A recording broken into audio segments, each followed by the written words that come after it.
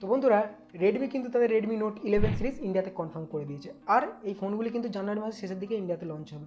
তো Redmi note 10 সিরিজে যেরকম রেডমি বেশ কিছু ফোন লঞ্চ করেছিল, সেরকম নোট 11 সিরিজেও বেশ কিছু ফোন লঞ্চ করবে এবং এই ফোনগুলিকে কিন্তু সরাসরি কম্পিট করবে রিয়েলমি 9 সিরিজের ফোনগুলি। তো এর মধ্যে দুটি ফোন অলরেডি কনফার্ম হয়ে গেছে, একটি হচ্ছে রিয়েলমি 9i। তো এই ফোনটি সম্বন্ধে আমি আমার চ্যানেলে একটি ডেডিকেটেড ভিডিও আপলোড করে দিয়েছি, যারা এখন পর্যন্ত দেখোনি আই বাটনের লিঙ্ক দিয়ে দেবো, তারা সেখান থেকে গিয়ে দেখে নিতে পারো। আরেকটি ফোন হলো রিয়েলমি 9 প্রো 5G। তো আজকের ভিডিওতে আমি রিয়েলমি 9 প্রো 5G এই ফোনটির সম্বন্ধেই আলোচনা করব। চলো বন্ধুরা ভিডিওটা শুরু করি। নাম দিব্যেন্দু আর তোমরা দেখছো আমার YouTube channel dtech।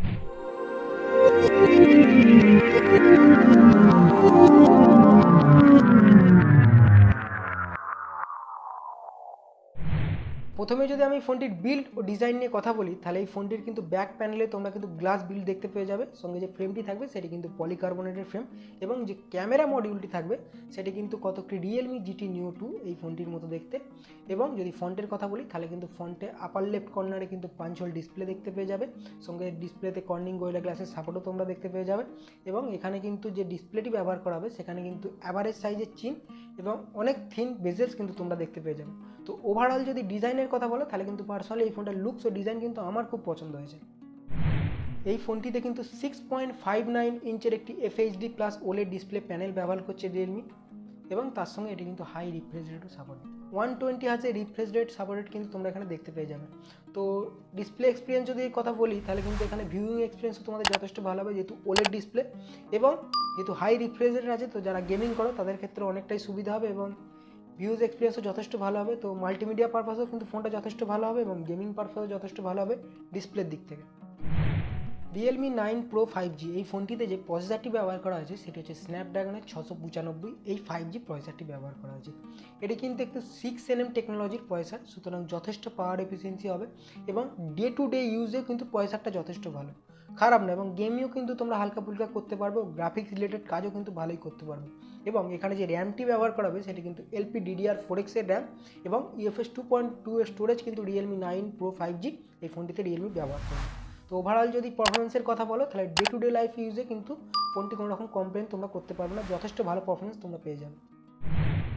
Realme 9 pro 5G এই ফোনটি যদি ক্যামেরা মডিউলের কথা বলি, তাহলে এই ফোনটির ক্যামেরা মডিউলটি কতটা কিন্তু রিয়েলমি GT Neo 2 যে ফোনটি ছিল সেই ফোনটির মতো দেখতে।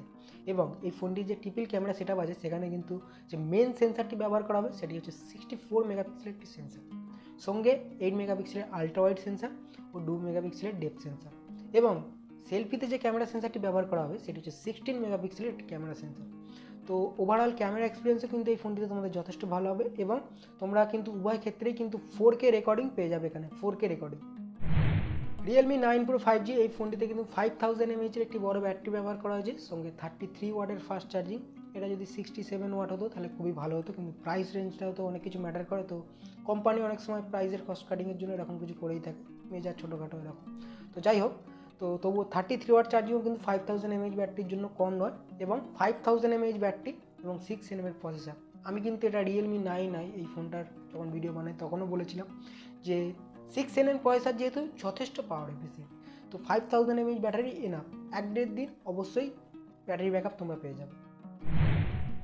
তো রিয়েলমি UI 2.0 কিন্তু এই ফোনটির সঙ্গে আসবে, মানে প্রথমে যখন এই ফোনটি লঞ্চ হবে তখন অ্যান্ড্রয়েড 11 এর সঙ্গে লঞ্চ হবে, পরবর্তী সময় কিন্তু রিয়েলমি UI 3.0 বা অ্যান্ড্রয়েড 12 এর আপডেট তোমরা পেয়ে যাবে। তো এখন যদি আমরা এই ফোনটির সেন্সারের দিকে দেখি, তাহলে কিন্তু এখানে ইন ডিসপ্লে ফিঙ্গারপ্রিন্ট সেন্সার তোমরা দেখতে পাবে, সঙ্গে ফেস আইডি সেন্সার ও ছোটোখাটো এদিক ওদিকে যেসব সেন্সার আছে সমস্ত রকম সেন্সারই কিন্তু তোমরা এই ফোনটাতে দেখতে পেয়ে যাবে। রিয়েলমি 9 প্রো 5G যদি এই ফোনটার এখন প্রাইজিংয়ের কথা বলি, তাহলে এই ফোনটার কিন্তু কোনো রকম প্রাইজিংয়ে এখন লিক হয়নি বা কনফার্মও হয়নি।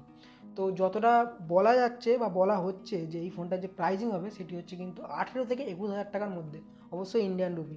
এবং বাংলাদেশে যখন এটা যাবে তখন হয়তো এটার প্রাইস আরও 5-7 হাজার টাকা বেরোয়, 25-26 হাজার টাকার মধ্যে কিন্তু এটা বাংলাদেশের মার্কেটে তোমরা দেখতে পেয়ে যাবে।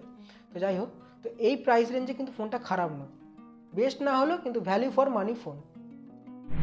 তো বন্ধুরা রিয়েলমি 9 প্রো 5G এই ফোনটি তোমাদের কেমন লাগলো অবশ্যই কিন্তু কমেন্টে জানাবে, এবং যদি ভিডিওটা ভালো লেগে থাকে তাহলে প্লিজ একটি লাইক করে দেবে ও আমার চ্যানেলটাকে সাবস্ক্রাইব করে নেবে বাংলাতে এই ধরনের টেক রিলেটেড কন্টেন্ট পাওয়ার জন্য।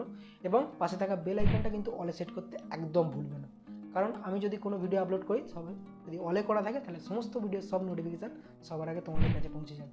চলো বন্ধুরা, ভিডিওটা এখানেই শেষ করছি, দেখা হচ্ছে পরের কোনো ভিডিও।